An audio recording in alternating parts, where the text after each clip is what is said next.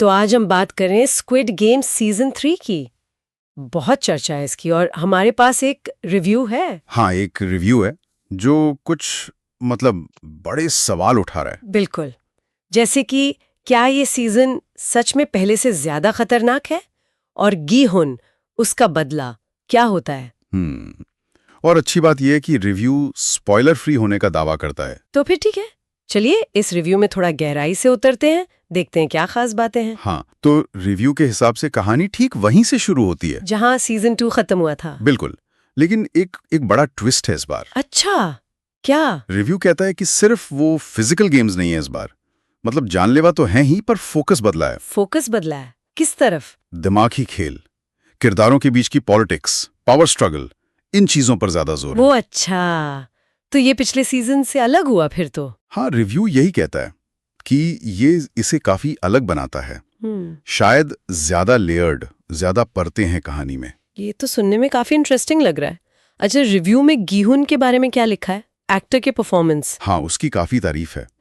Actor के काम की, खासकर वो जो इमोशनल जर्नी है किरदार की। वो उतार चढ़ाव। बिल्कुल। रिव्यू कहता है कि दर्शक फिर से उसके साथ जुड़ जाएंगे। और कुछ नए चेहरे भी हैं शायद। जी हाँ, नए किरदारों का जिक्र है। रिव्यू मानता है कि वो कहानी में एक फ्रेशनेस लाते हैं, एक नई परत जोड़ते हैं। ठीक है, लेकिन गेम्स, स्क्विड गेम बिना खतरनाक गेम्स के कैसे? अरे गेम्स तो हैं।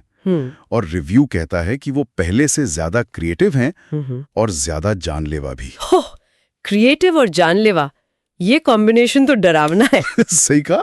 और यही रिव्यू एक गहरा पॉइंट उठाता है। हाँ। वो सिर्फ एक्शन की तरह नहीं देखता इन गेम्स को। मतलब? रिव्यू का एनालिसिस ये है कि गेम्स की जो क्रूरता बढ़ी है ना, वो सीधे कहानी के नए साइकोलॉजिकल और पॉलिटिकल एंगल से जुड़ी है। अच्छा, तो खतरा सिर्फ फिजिकल नहीं रहा अब। एग्जैक्टली।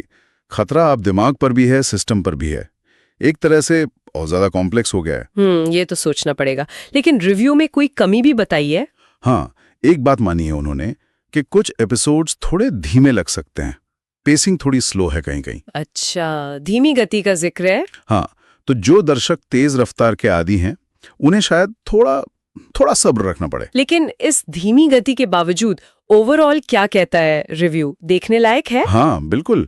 निचोड़ यही है कि कहानी में इतना दम है कि वो दर्शकों को बांधे रखती है। मतलब बिंज वॉच मटेरियल। हाँ, रिव्यू इसे बिंज वॉच करने लायक बताता है, और इसीलिए शायद उन्होंने रेटिंग भी अच्छी दी है, 5 में से 4.5 स्टार्स। 4.5 स्टार, ये तो काफी सॉलिड रेटिंग है। बहुत सॉलिड। ये दिखाता है कि वो धीमी गति वाले हिस्सों के बाद भी रिव्यू मानता है कि शो का जो कोर है, टेंशन और ड्रामा, वो बरकरार है। बस तरीका शायद थोड़ा अलग है इस बार। तो अगर हम संक्षेप में कहें तो रिव्यू का इशारा है कि स्क्विड गेम सीजन 3 एक दमदार वापसी है। हाँ, एक मजबूत कमबैक।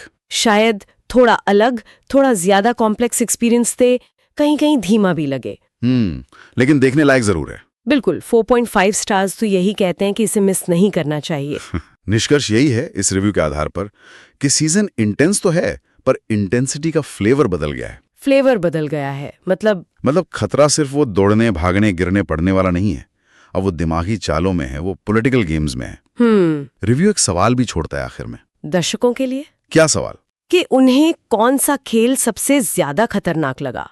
और इस पर सोचते हुए शायद एक और सवाल उठता है। क्या? कि इस सीजन में खतरे की परिभाषा ही कैसे बदल गई है? क्या ये सिर्फ जान बचाने की लड़ाई है, या अब ये दिमाग और सत्ता का खेल ज्यादा बन गया है? ये वाकई सोचने वाली बात है। मतलब खतरा अब सिर्फ मौत नहीं, बल्कि शायद उससे भी ज्यादा कुछ और है। हाँ, शायद ये एक ऐसा पॉइंट है जिस पर दर्शक शो देखने के बाद जरूर विचार कर सकते हैं।